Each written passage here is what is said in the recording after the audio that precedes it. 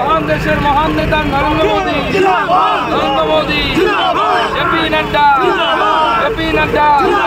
अमित शाह भारत माता की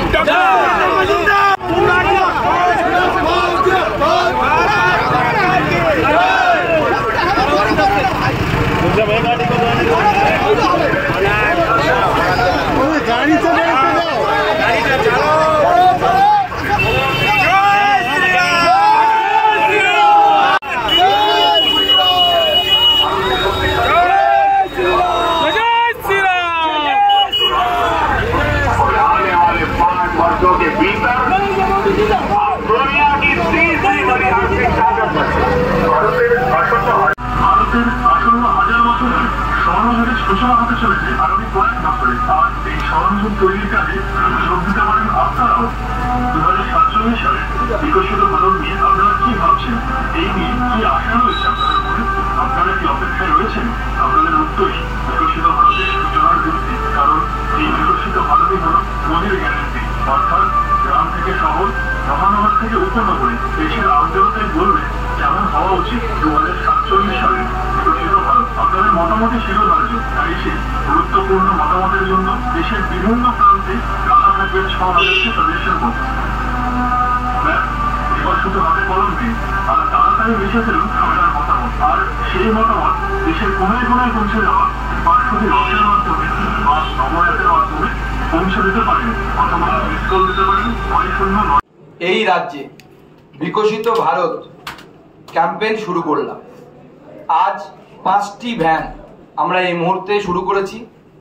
এই বিকশিত ভারত কেন চালু করা হচ্ছে, ক্যাম্পেইন কেন শুরু হচ্ছে তা আপনাদেরকে অবগত করানোর জন্য এই প্রেস কনফারেন্স। এই প্রেস কনফারেন্সে যারা উপস্থিত আছে তাদের পরিচয় করে দিয়ে বিকশিত ভারত ক্যাম্পেইনের প্রমুখ বিশ্বপ্রিয় রায়চৌধুরী, যাকে বালুদা নামে ছিলেন, এছাড়া তাপস ঘোষ, কৌশিক এবং অমানিশ আইয়ার, এরা সহযোগীর ভূমিকা অর্থাৎ কো কনভেনারের ভূমিকা পালন করছেন। আমাদের দেশের প্রধানমন্ত্রী রাজনীতির থেকেও নরেন্দ্র মোদী রাজনীতির থেকেও রাষ্ট্রনীতিতে বেশি বিশ্বাস করেন এবং সেই নীতির উপর বিশ্বাস করে এবং ভরসা করে তিনি ভারতবর্ষের মানচিত্র পরিবর্তন করছেন, ভারতবর্ষের চিন্তাধারা পরিবর্তন করছেন এবং ভারতবর্ষ ধীরে ধীরে বিশ্বগুরু হওয়ার পথে এগোচ্ছেন। ভারতবর্ষের স্বর্ণযুগ তৈরি হচ্ছে। আমাদের নিশ্চয়ই মনে আছে বিবেকানন্দের সেই কথা। বিবেকানন্দ সেই কন্যাকুমারিকাতে ধ্যান করার পর উনি বলেছিলেন যে আমি দিব্য চক্ষে দেখিতে পাইতেছি যে ভারত মাতা আবার জেগে উঠেছেন। আমি লাইন টু লাইন কোট করছি না, আমি কনসেপ্টটা বলছি। এবং পূর্বাপেক্ষা অনেক বেশি গৌরব নিয়ে তিনি গোটা বিশ্বের রানী হয়ে উঠেছেন। স্বামী বিবেকানন্দের বরাবর এই স্বপ্ন ছিল। মাননীয় প্রধানমন্ত্রী, যিনি একজন স্বামী বিবেকানন্দের সার্থক অনুসারী, তিনি সেই স্বপ্নকে সামনে নিয়ে ভারতবর্ষকে বিশ্বগুরুকে করার জন্য, বিশ্বগুরুর স্থানে দেবার জন্য উনি নিজেকে প্রতি ইঞ্চিতে নিজের শরীরকে দিবারাত্র পরিশ্রম করে চলছেন ভারতবর্ষকে সেই জায়গায় পৌঁছানোর জন্য। এবং আমরা মনে করি যে দেশের মানুষ সব থেকে ভালো বোঝে দেশের ভালো কোনটা, আমাদের থেকেও ভালো দেশের মানুষ বোঝে। তাই বিকশিত ভারত এই অভিযানের মধ্যে দিয়ে আমরা প্রতি লোকসভাতে 2টো করে ভ্যান পাঠাবো এবং সেই ভ্যানে আপনারা দেখেছেন যে ডিজিটাল পর্দা থাকবে। সেই ডিজিটাল টিভি বা পর্দাতে মাননীয় প্রধানমন্ত্রীর এতদিনের কাজ তার বর্ণনা থাকবে। তার সাথে সব থেকে গুরুত্বপূর্ণ যেটি, একটি বাক্স থাকবে যেই বাক্সে সাধারণ মানুষ দেশের জন্য কি করলে ভালো হয় তা আগামী দিনে সেখানে তার মত দেবে। এবং আমি আবার বলছি, গতদিনও আমি বলেছিলাম, ঠিক এইভাবে মত নিয়ে আয়ুষ্মান ভারতের পরিকল্পনা মাননীয় প্রধানমন্ত্রী নরেন্দ্র মোদী চালু করেছিলেন। এবং এই মানুষের মতামত নিয়ে সংকল্পপত্র আমরা তৈরি করব। ঠিক যেমন আয়ুষ্মান ভারত, বিশ্বকর্মা যোজনা, এটাও জনগণের কাছ থেকে রায় এসেছিল গত লোকসভা ভোটের সময়। আমরা এই দুটোকে ইনক্লুড করেছি আমাদের সরকার। তাই আবার আমরা জনগণের কাছে যাচ্ছি এবং আমি বারবার রিপিট করছি, ভারতীয় জনতা পার্টি বিশ্বাস করে এই দেশ যাদের অর্থাৎ প্রান্তিক মানুষ, খেটে খাওয়া মানুষ, গরিব মানুষ, এসসি এসটি সমাজের মানুষেরা, তাদের কাছে এই গাড়ি পৌঁছবে তাদের মতামতের জন্য। এবং এই জনতা জনার্দনের মতামতই আমাদের পাথেয় হবে, পথ প্রদর্শক হবে এবং তাকে আমরা আমাদের সংকল্পপত্রে স্থান দেব।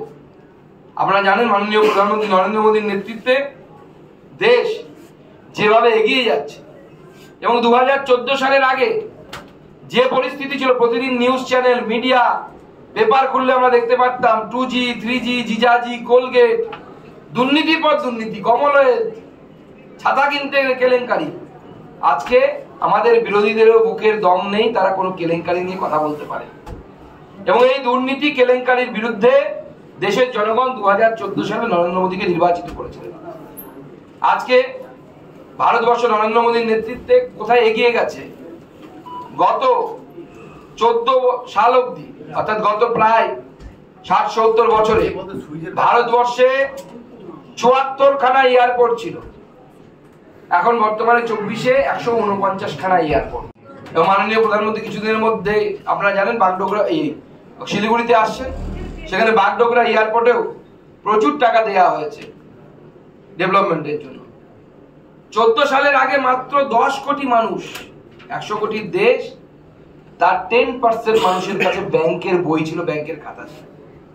এটা আমরা কেউ ভাবি না বা বলি না, কিন্তু বারবার বলা উচিত এবং ভাবা উচিত যে এতদিনের স্বাধীনতা, এতদিনের দেশ এগিয়ে চলেছে। সব প্রধানমন্ত্রী কাজ করছে, আমরা কারো ক্রিটিসিজম করছি না, করেছেন, আমরা স্বীকার করছি। কিন্তু কেন স্বাধীনতার এত বছর পর মাত্র 10% লোকের ব্যাংক অ্যাকাউন্ট ছিল? বর্তমানে 51.6 কোটি মানুষ তাদের ব্যাংক অ্যাকাউন্ট আছে। মুদ্রা যোজনা লোন পাচ্ছে তারা বিভিন্ন প্রকল্পে আবেদন করছে। 14 সালের আগে মানুষকে ঋণ নিয়ে চিকিৎসা করতে হতো, পশ্চিমবঙ্গে এখনো করতে হয়, কিছু করার নেই, কারণ এখানে স্বাস্থ্য সাথী আছে। তো স্বাস্থ্য সাথী নয়, মৃত্যু সাথী হচ্ছে। আস্তে আস্তে চিকিৎসা পাচ্ছে না, মানুষ মৃত্যুর কোলে ঢলে পড়ছে, অথবা লোনের দায়ে জর্জরিত হয়ে মৃত্যুর পথ বেছে নিতে হচ্ছে। 24 সালে মানুষের কাছে আয়ুষ্মান ভারত প্রকল্প আছে, পশ্চিমবঙ্গে চালু হয়নি, আমাদের দুর্ভাগ্য। মাননীয় প্রধানমন্ত্রীর নেতৃত্বে এইভাবে দেশ প্রতিটি ক্ষেত্রে এগিয়ে যাচ্ছে এবং মানুষের মতামত নিয়ে আমরা এগিয়ে নিয়ে যেতে চাই।